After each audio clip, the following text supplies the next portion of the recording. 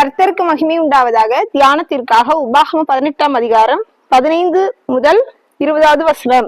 உன் தேவனாகிய கர்த்தர் தெரிந்து கொள்பவனே உனக்கு ராஜாவாக வைக்க கடவாய். உன் சகோதரருக்குள் இருக்கிற ஒருவனையே உன்மேல் ராஜாவாக ஏற்படுத்த கடவாய். உன் சகோதரன் அல்லாத அந்நியனை ராஜாவாக ஏற்படுத்த கூடாது. அவன் அநேக குதிரைகளை சம்பாதியாமலும் அநேக குதிரைகளை தனக்கு சம்பாதிக்கும்படி ஜனங்களை திரும்ப எகிப்திற்கு போக பண்ணாமலும் இருக்க கடவன். இனி அந்த வழியாய் நீங்கள் திரும்பி போக வேண்டாம் என்று கர்த்தர் உங்களுக்கு சொல்லி இருக்கிறாரே.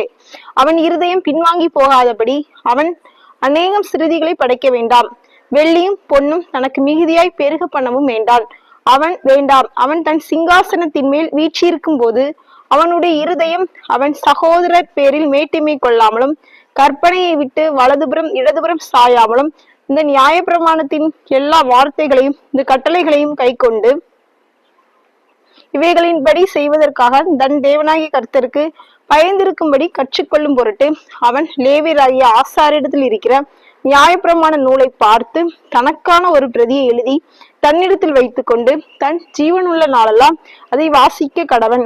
இப்படி செய்வதனால் தானும் தன் குமாரரும் இஸ்ரவேலின் நடுவே தங்கள் ராஜ்யத்திலே நீடித்து வாழ்வார்கள்.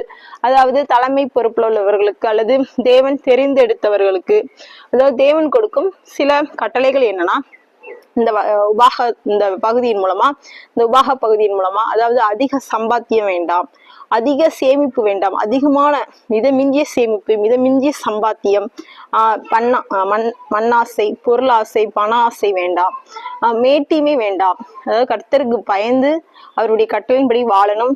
வேதத்தை தினம் தியானித்து அதன்படி தங்களை வாழும் பொழுது அவர்கள் ராஜ்யமும் அவர்கள் குமாரரும் அந்த ஜனங்களும் ஆசீர்வதிக்கப்படுவதாக அந்த வேத பகுதி சொல்கிறது.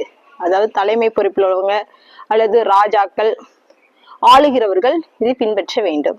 கர்த்தர் உங்களை ஆசீர்வதிப்பாராக. ஆமென்.